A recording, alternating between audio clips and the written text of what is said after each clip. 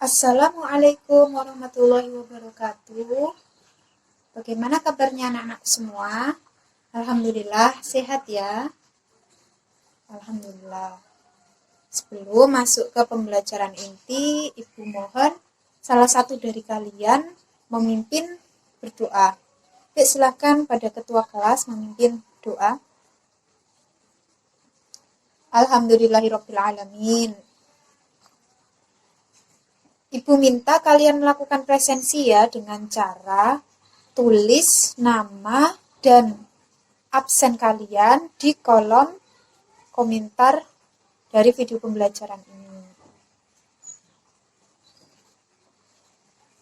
Meskipun kita masih dalam keadaan pandemi, tentu kita tidak boleh patah semangat dan harus tetap semangat dalam melakukan pembelajaran. Dan meskipun juga pembelajaran kali ini online, kita harus tetap semangat dalam menuntut ilmu. Ibu mengingatkan pada kalian jangan lupa menaati protokol kesehatan mulai dari memakai masker, menjaga jarak, dan selalu mencuci tangan baik sesudah maupun sebelum melakukan sesuatu. Oke, sebelum kita masuk ke pembelajaran inti, Ibu mau cek pemahaman kalian mengenai materi kita pada minggu lalu. Ayo, apakah ada yang masih ingat materi pembelajaran kita minggu lalu? Ya, benar sekali. Jadi, minggu lalu kita telah belajar tentang apa? Ya, benar. Tentang periode dakwah Nabi Muhammad SAW di Mekah. Jadi Nabi Muhammad itu di Mekah berdakwah menggunakan dua strategi. Apa saja, Mas? Ya, apa saja, Mas Rehan? Ya, pintar. Jadi strateginya yang pertama itu sembunyi-sembunyi, kemudian yang kedua itu terang-terangan. Ibu kira kalian semua tentunya sudah paham ya tentang materi kemarin. Nah, kali ini kita akan belajar mengenai strategi dakwah Rasulullah periode Madinah. Nah, kira-kira ada yang tahu kenapa kita harus mempelajari materi ini? Jadi, tujuan kita belajar materi ini yaitu Ibu tampilkan dalam slide itu ya. Jadi, salah satunya nanti di akhir pembelajaran kalian akan Ibu beri tugas untuk membuat sebuah isai atau tulisan mengenai kondisi Madinah sebelum kedatangan Rasulullah Shallallahu Alaihi Wasallam.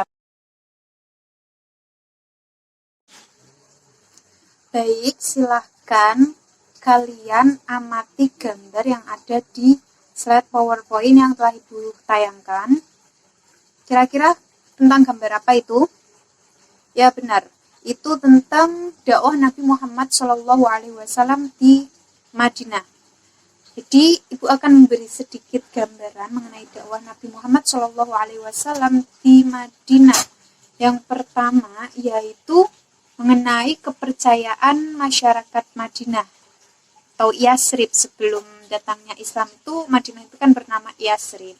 Jadi di Yasrib sendiri itu ada 3 kepercayaan, yaitu Yahudi, Nasrani, dan Pagan. Kemudian untuk keadaan sosialnya sendiri di Madinah itu adalah suatu masyarakat yang heterogen, jadi terdiri dari beberapa suku. Nah, ada suku Aus, suku Khazraj, kemudian kaum Yahudi dan kaum musyrik. Itu Yasrib sebelum kedatangan Rasulullah Shallallahu Alaihi Wasallam. Sedikit cerita tentang kedatangan Rasulullah Shallallahu Alaihi Wasallam ke kota Madinah. Ketika Rasulullah Shallallahu Alaihi Wasallam hendak hijrah ke Madinah, masyarakat Madinah itu tentunya sangat antusias. Mereka seperti mendengar suatu kabar gembira ketika Rasulullah ingin berhijrah ke Madinah. Berbondong-bondong penduduk Yasrib itu berkumpul di suatu tempat menantikan Rasulullah Shallallahu Alaihi Wasallam yang pergi dari Mekah. Di mereka itu menantikan Rasulullah setiap hari, setiap pagi. Nah, di suatu saat, suatu hari ketika sinar matahari kala itu sangat terik, nah mereka itu kembali ke rumah masing-masing. Nah, sebelum mereka itu kembali ke rumah atau sebelum sampai ke rumah, itu salah seorang dari golongan mereka itu naik ke atap rumah dan melihat Nabi Muhammad Shallallahu Alaihi Wasallam beserta rombongannya itu datang dari yang tadinya dari Mekah, mereka kan hijrah ke Madinah. Mereka itu datang, kemudian berbondong-bondonglah masyarakat Yasrib itu untuk menyambut kedatangan Rasulullah Shallallahu Alaihi Wasallam. Nah, itu sedikit cerita tentang kedatangan Rasulullah Shallallahu Alaihi Wasallam. Kemudian lanjut ke strategi dakwah. Nah, strategi dakwah Rasulullah Shallallahu Alaihi Wasallam tentunya banyak ya. Tapi di sini Ibu akan menyebutkan secara singkat saja karena nanti kalian akan memiliki tugas. Oke, yang pertama, jadi Yasrib tadi sebelum Rasulullah ke Madinah itu kan namanya Yasrib ya. Kemudian ketika Rasulullah Shallallahu Alaihi Wasallam sampai ke Yasrib, nah Rasulullah itu mengganti nama Yasrib itu dengan nama Madinatul Munawwaroh. Kemudian ada strategi-strategi yang Rasulullah itu lakukan. Oke, yang pertama yaitu Rasulullah itu membangun Masjid Nabawi. Tentu kalian sudah tahu ya Masjid Nabawi.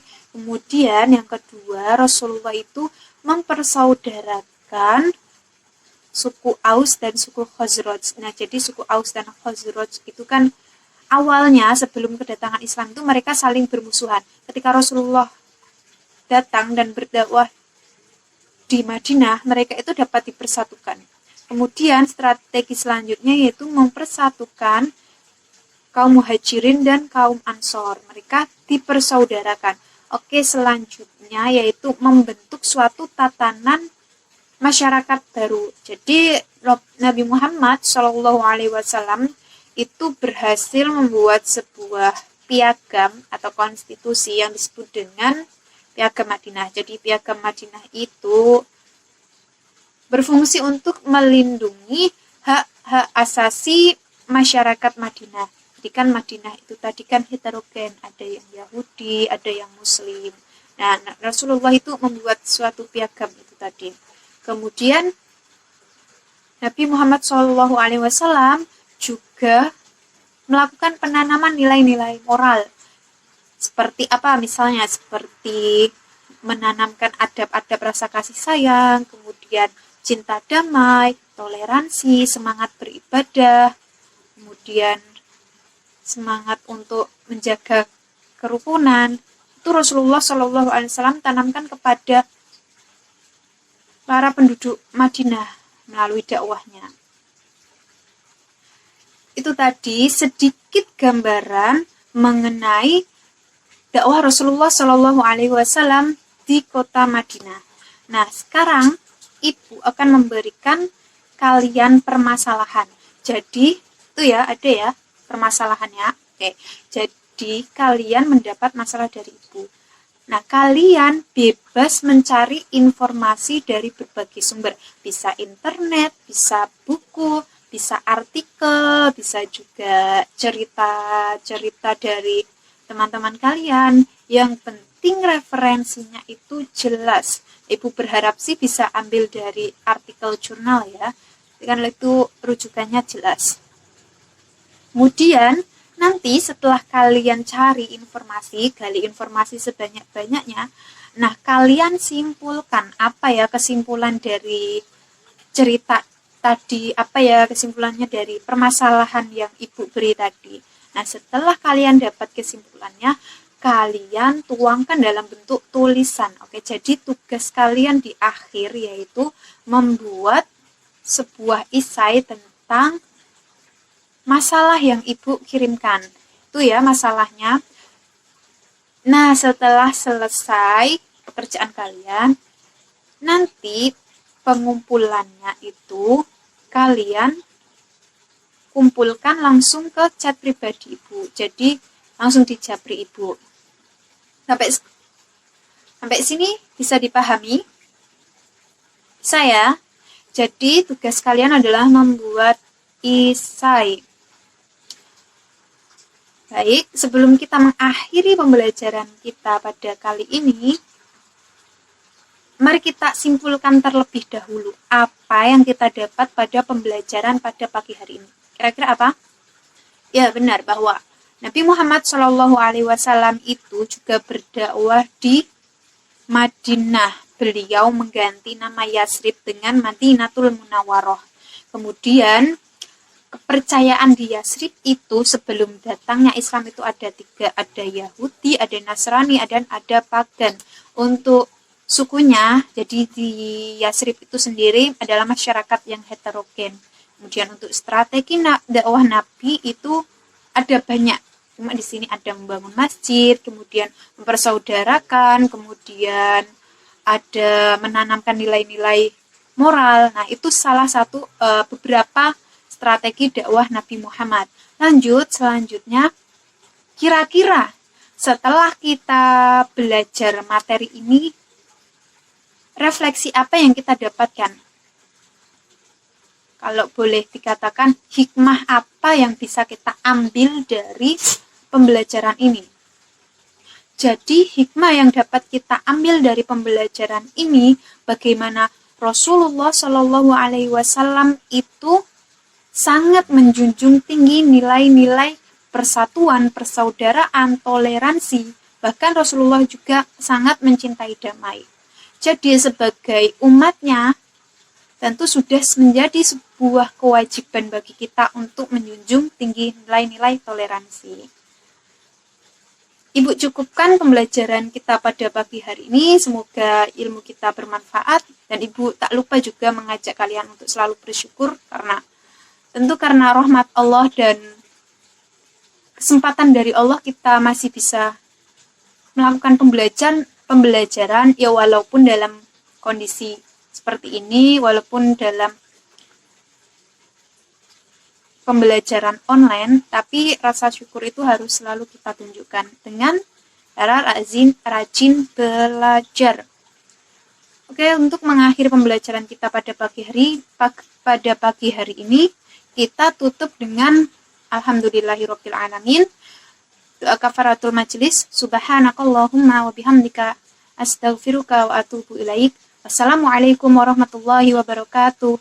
Jumpa lagi pertemuan besok ya.